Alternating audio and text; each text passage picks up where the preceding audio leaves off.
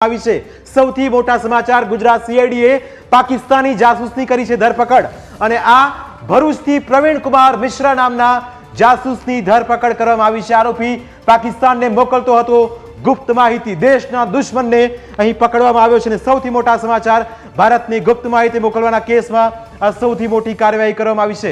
ગુજરાત સીઆઈડીએ પાકિસ્તાની જાસૂસની કરી છે ધરપકડ। અમની તો સૌથી મોટા સમાચાર ભરૂચથી પ્રવીણ કુમાર મિશ્રા નામના જાસૂસની ધરપકડ કરવામાં આવી છે। માહિતી જે ગુપ્ત માહિતી છે તે મોકલી રહ્યો હતો આ વ્યક્તિ, જેની ધરપકડ કરવામાં આવી। ગુજરાત સીઆઈડીએ પાકિસ્તાની જાસૂસની ધરપકડ કરી લીધી છે।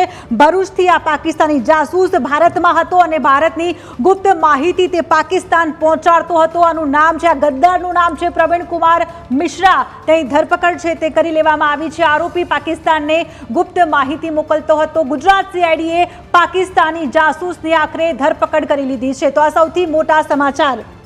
બિલકુલ, તો અત્યાર સુધીના ત્રણ મોટા સમાચાર ન્યૂઝ કેપિટલ પર।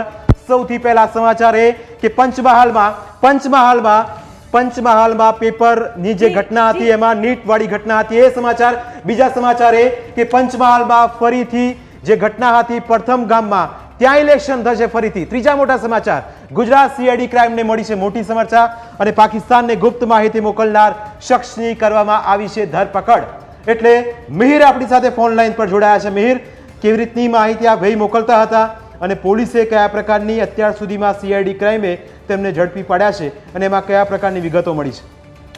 જીગર, ગુજરાત સીઆઈડી ક્રાઇમની એક મોટી સફળતા કહી શકાય, કારણ કે આ પાકિસ્તાની જાસૂસ અહીં જે સુરક્ષાની એજન્સીઓ જે તમામ છે ત્યાં આગળ અગાઉ તે કામ કરી ચૂક્યો હતો, જેના કારણે તે અહીં આર્મી સહિતની જે સુરક્ષા દળો છે તેની માહિતી તેની પાસે હતી અને તે આ આરોપી જે છે પ્રવીણ કુમાર મિશ્રા કે જે પાકિસ્તાની જાસૂસ છે કે જે તમામ વિગતો છે કે જે અલગ અલગ માધ્યમોથી તે મોકલતો હતો, ભારતની જે ગુપ્ત માહિતી તે મોકલતો હોવાનું જે ડેટા છે તે ગુજરાત સીઆઈડી ક્રાઇમને મળ્યું હતું અને તે માહિતીના આધારે જ તેને ભરૂચ અંકલેશ્વરથી આ પ્રવીણ કુમાર મિશ્રાની ધરપકડ છે તે કરી છે।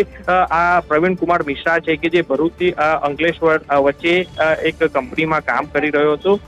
તે સમયે જ તેની અલગ શંકાના આધારે જ તેની તપાસ કરવામાં આવી અને તેના પાસેથી મોબાઈલ સહિતના જે લેપટોપ અને કોમ્પ્યુટરમાં ડેટા છે તે મળી આવ્યા છે કે જે એજન્સીઓ જે ભારતની ઘણી બધી એજન્સીઓ છે કે તે એજન્સીના ડેટાઓ છે તેને સીધા જ પાકિસ્તાન મોકલ્યા છે। સાથે જ આ આરોપી છે કે જે પાકિસ્તાની એજન્ટના હની ટ્રેપનો પણ શિકાર થયો હોવાનું તપાસમાં સામે આવ્યું છે। એટલે હાલ તો ગુજરાત સીઆઈડી ક્રાઇમે આ પાકિસ્તાની જાસૂસની ધરપકડ કરી અને વધુ પૂછપરછ તે કરવામાં આવી છે। સાથે જ સીઆઈડી ક્રાઇમના ડીઆઈજી દ્વારા પણ